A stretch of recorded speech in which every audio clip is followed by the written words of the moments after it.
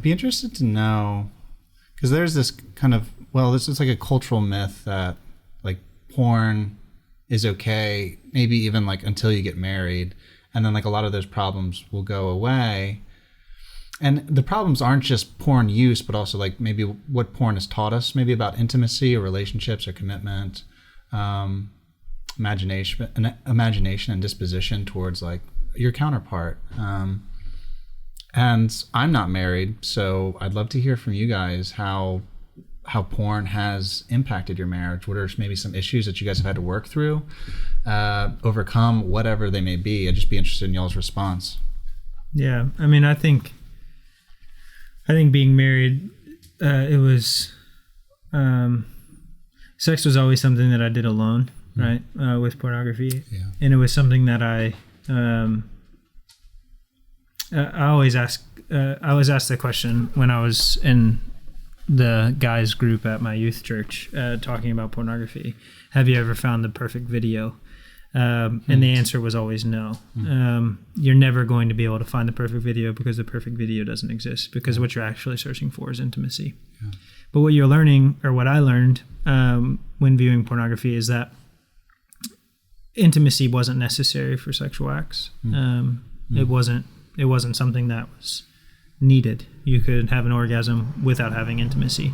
Yeah. And so, and then the other thing too is with pornography, in a matter of seconds, you could have anything, any scenario, any person, any body shape, any scenario that you could ever possibly imagine. It's been created billions times over. Yeah. And so, because of that, like, I think, I think it's foolish to think that you can steep yourself into that mindset that this is what sex is, this is what intimacy is, and to not come out the other end thinking, not come out the other end with at least some friction, at least. And so, for me, like, I mean, I'm 4 years into marriage, and sex is still something that we're learning to do well together as a couple.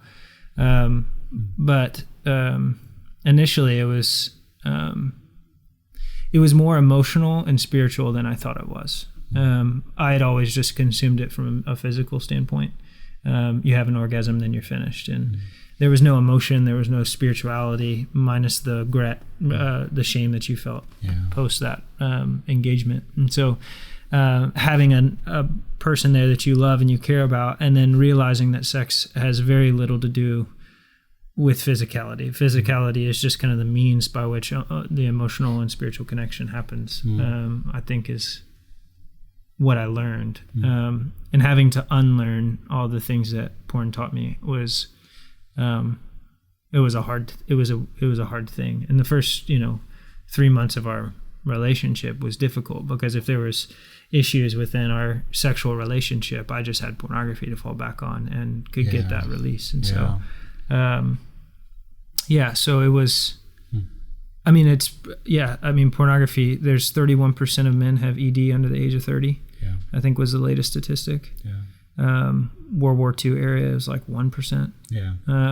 And so scientists will point to pornography as a main source of that, and people will use pornography in order to be able to have intimacy, because it's the novelty is so much higher in that instance. And so and so I think the relearning aspect of what sex actually is versus what pornography taught me was where the rub was. It was where the issue was. So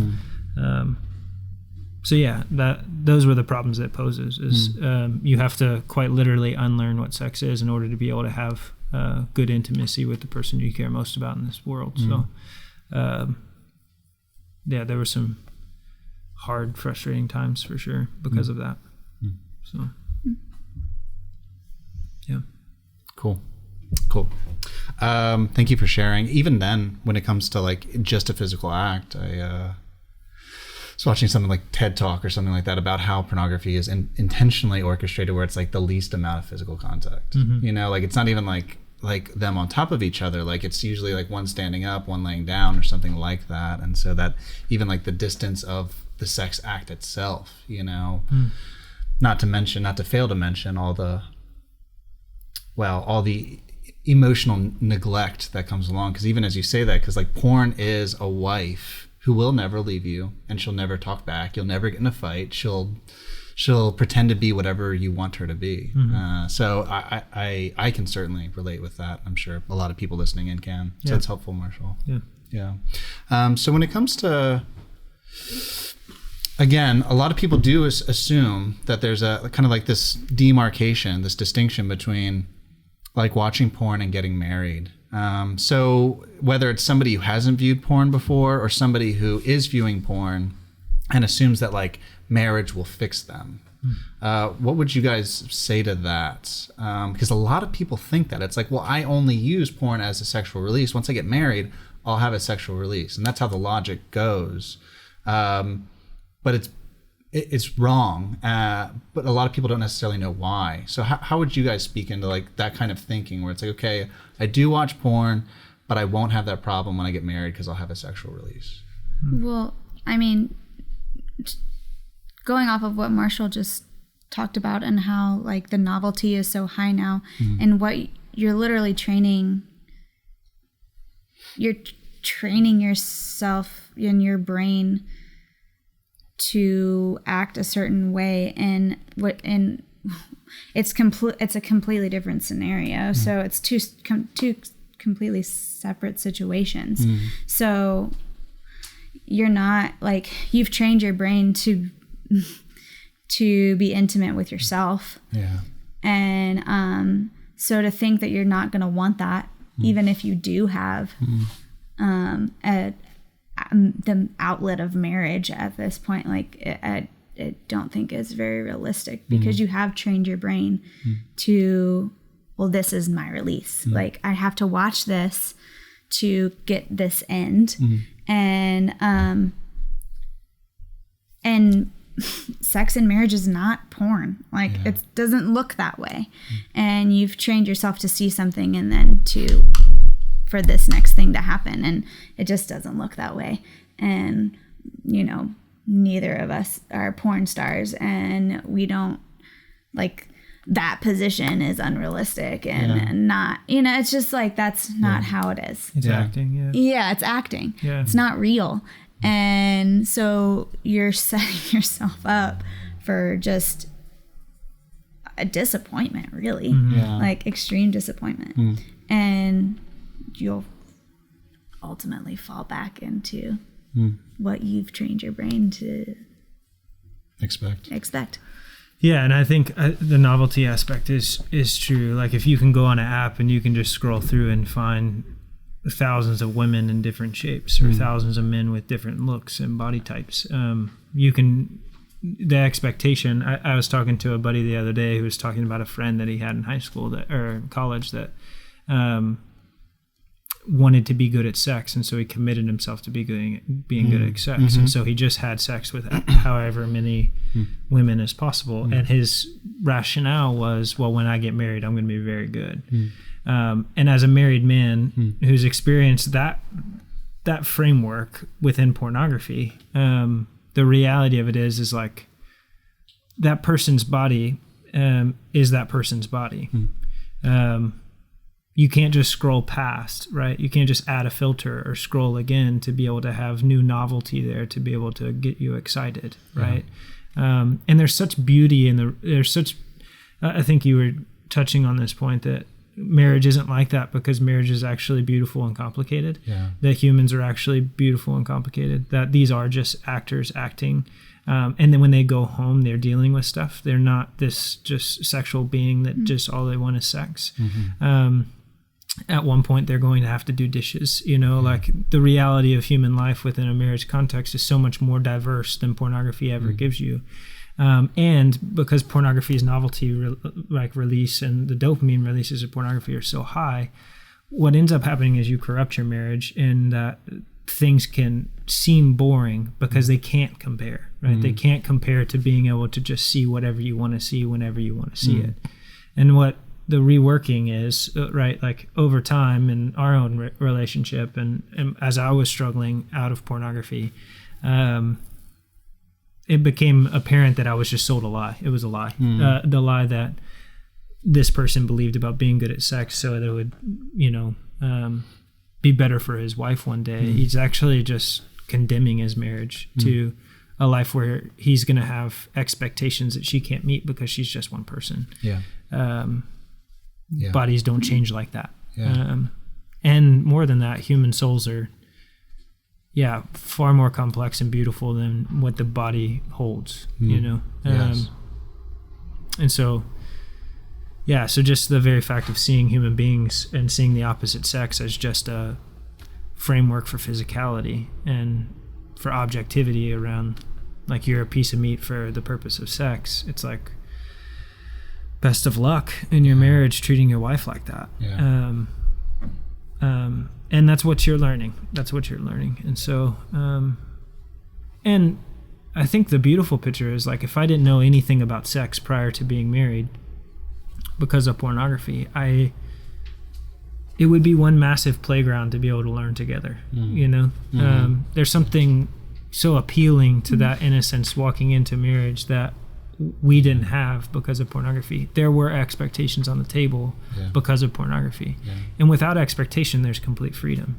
Like, we have that standard of rule for ourselves within, like, communication. If you have an expectation, you should share it, because it's unfair to have an expectation without the other person knowing it. And pornography sets expectations without you even knowing it. And so, it's not just bad for your marriage, or it's not just the lie that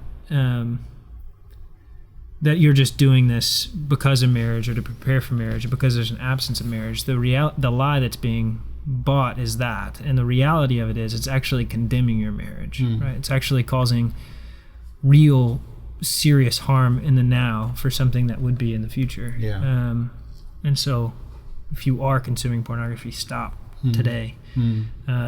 Because luckily our brains can heal themselves. There's actually a book titled that. Yeah. The Brain That Heals Itself. Yeah. But there's still, that's hard work. It is. Just like marriage. Yeah. People are messier than we assume. Like, we're messier than we assume. We just don't always know we're that messy because we medicate ourselves with pornography. It's terrifying for me to think that our primary sex ed is porn. Like, that's where we learn about, like, so much of that. And I love what you guys are talking about. I was like sex as play, but in marriage. There's Alistair Roberts. He's this guy that we interviewed a little while ago, and he was talking about how we've made sex a sport, like an Olympic event, and it's the person who can hold the weirdest positions and go the longest that ends up getting the win. And we do treat it like that, like it's a conquering, a championship.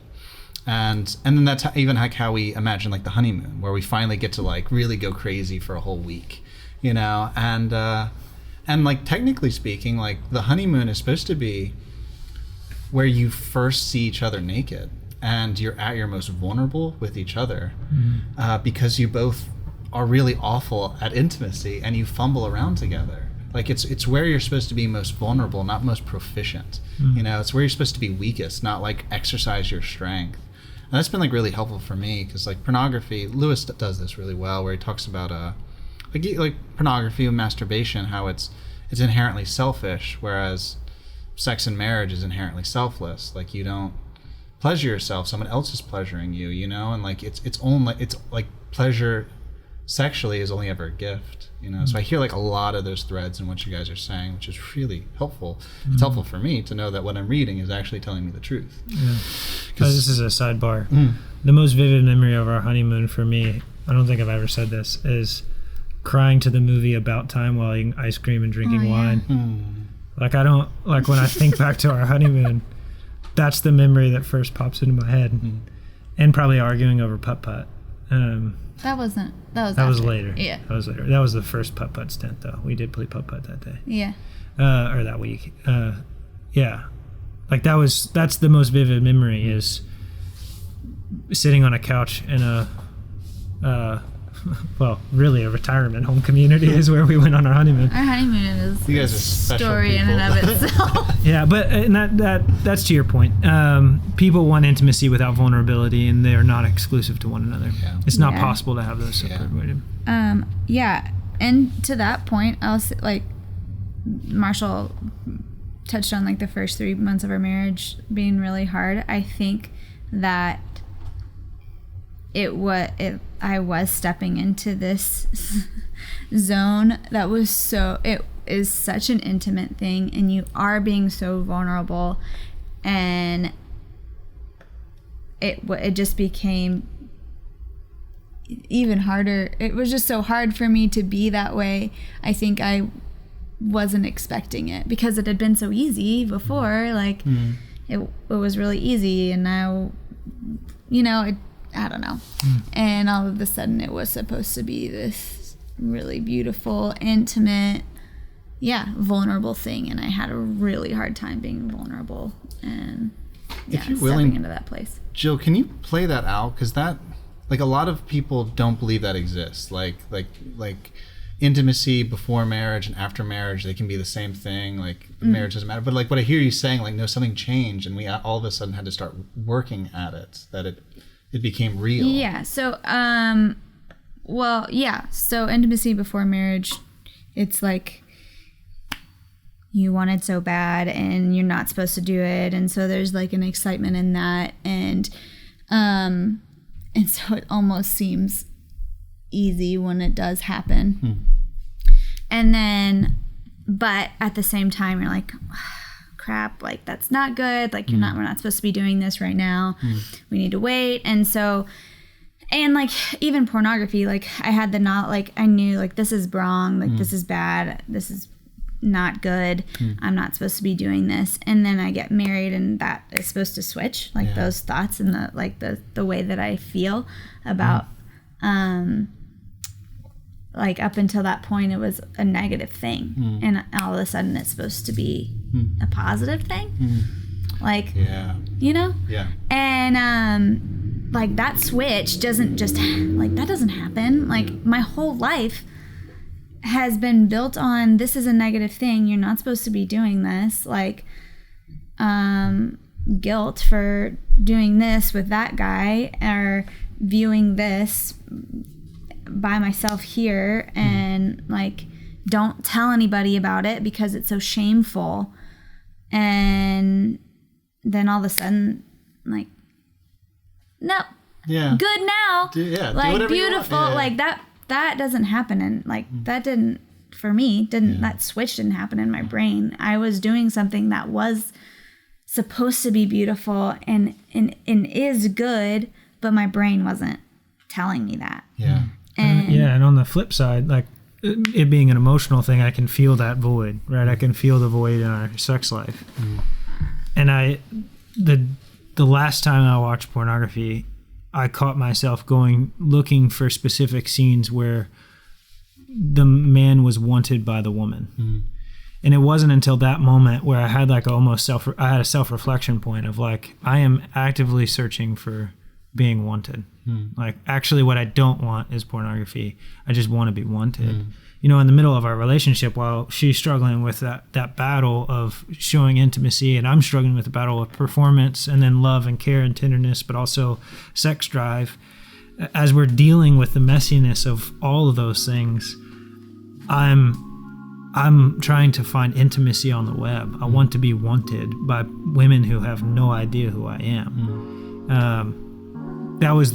That contrast was the most shocking for me, that set me on the path to be able to find freedom. That was the start. So.